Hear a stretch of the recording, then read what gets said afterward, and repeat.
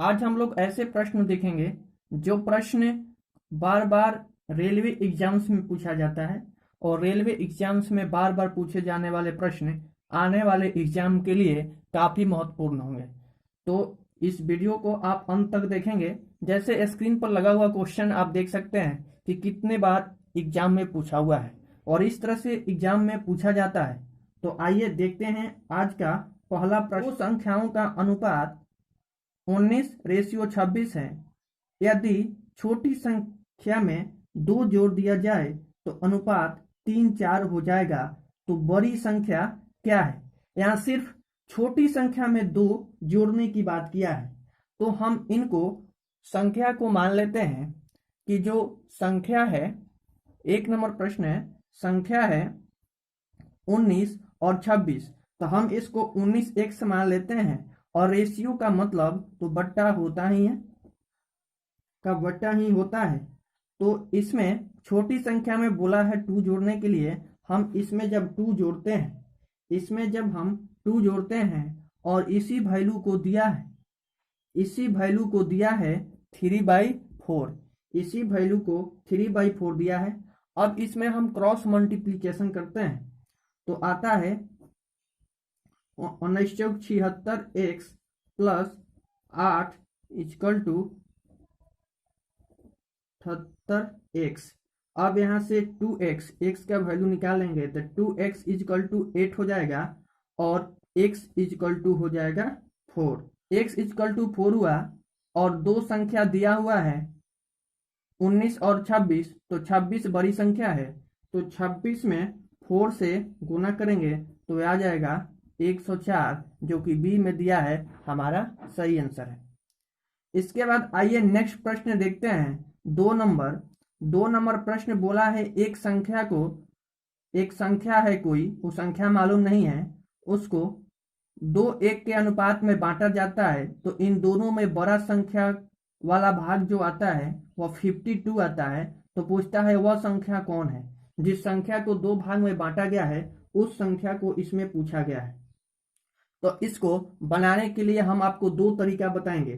पहला तरीका देखिए, पहला तरीका में हम देखते हैं कि रेशियो में जो दिया है 2:1 के अनुपात में बांटने को बोल रहा है, तो इसको हम वह संख्या, जिस संख्या को निकालना है उसको हम यदि x मान लें तो इसको 2 और इसमें इसको जोड़कर 3 कर देंगे, इंटू x इक्वल टू कितना दिया है, 52 दिया है। तो यहाँ x इक्वल टू 52 गुने 3/2 इक्वल टू 78 हो जाएगा हमारा आंसर।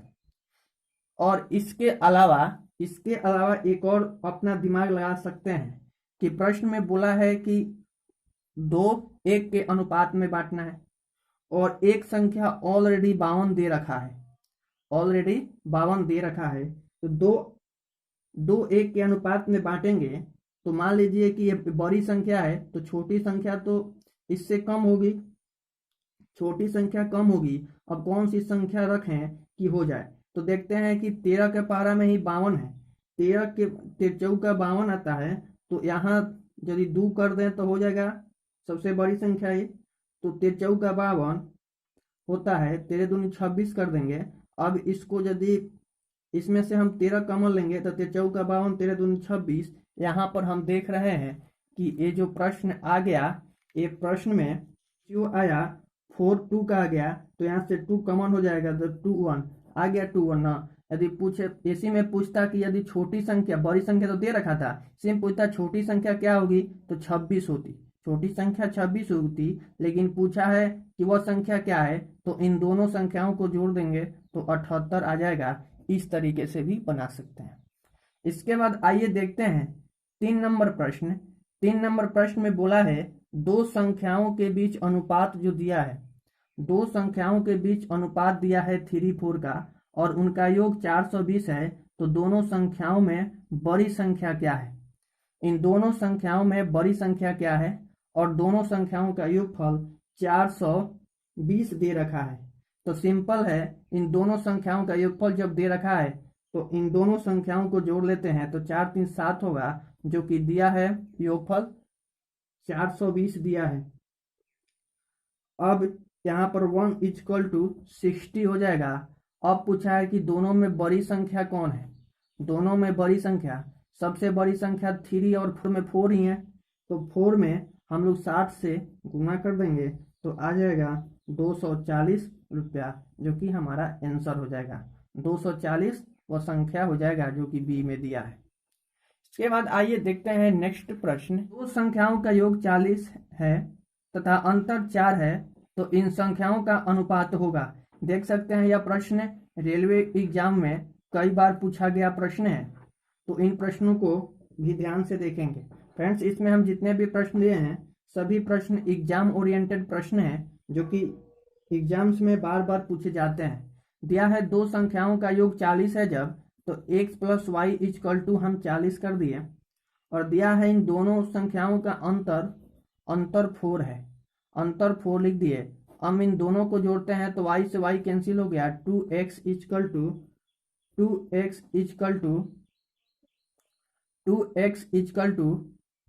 44 हो गया। अब यहाँ से x = हो गया 22, x = कितना हो गया 22। अब यहाँ से y का मान निकालेंगे, y का मान निकालेंगे तो पहले वाले में x का मान रखेंगे तो 40 - 22 = 18 हो जाएगा। अब यहाँ से x और y का रेशियो पूछा है, प्रश्न में पूछा गया था x रेशियो y क्या होगा। तो इसके लिए यहाँ ऊपर में देख रहे हैं कि x का मान 22 आ गया और y का मान 18 आ गया, तो 22 और 18 आ गया। अब इसको सिंपल कर देंगे तो 11:9 आ गया, जो कि हमारा सही आंसर है। इसके बाद फ्रेंड्स नेक्स्ट, ऋणात्मक संख्याओं के बीच अंतर 160 है और उन दोनों का अनुपात 5:3 है। दोनों संख्याओं का गुणनफल बताइए। वीडियो को रोककर इन सभी प्रश्नों को बनाने का भी कोशिश करेंगे। देखते हैं, दिया है दो धनात्मक संख्याओं के बीच का अंतर 160 दिया है, तो दोनों संख्याओं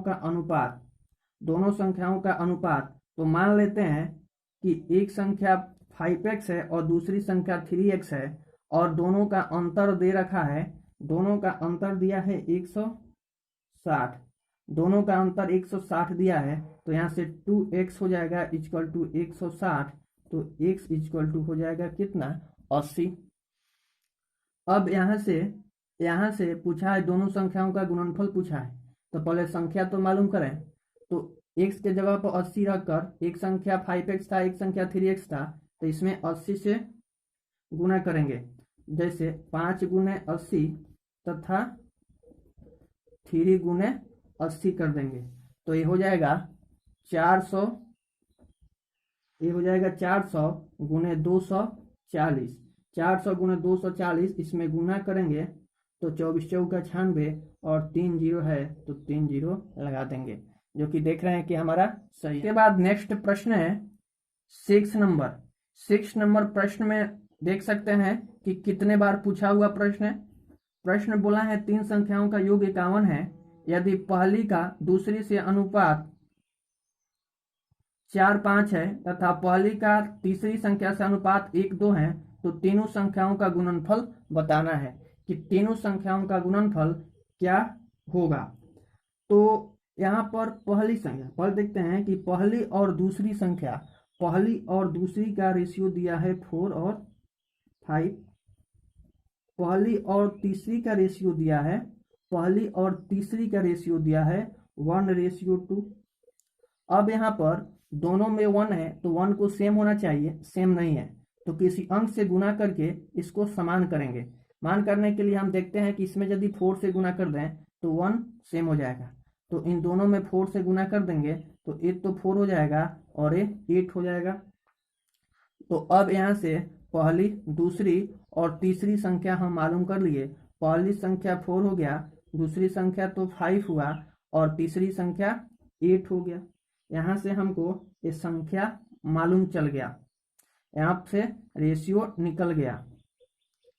अब लेकिन प्रश्न में ये बात नहीं पूछा है कि तो तीनों संख्याओं का गुणनफल ज्ञात कीजिए और तीनों संख्याओं का योगफल 51 दे रखा है, तो इन तीनों संख्या को जोड़ते हैं रेशियो में, लेकिन रेशियो में आ रहा है 17, रेशियो में तो 17 ही आ रहा है, लेकिन लेकिन इसको इसी को 51 दे रखा है।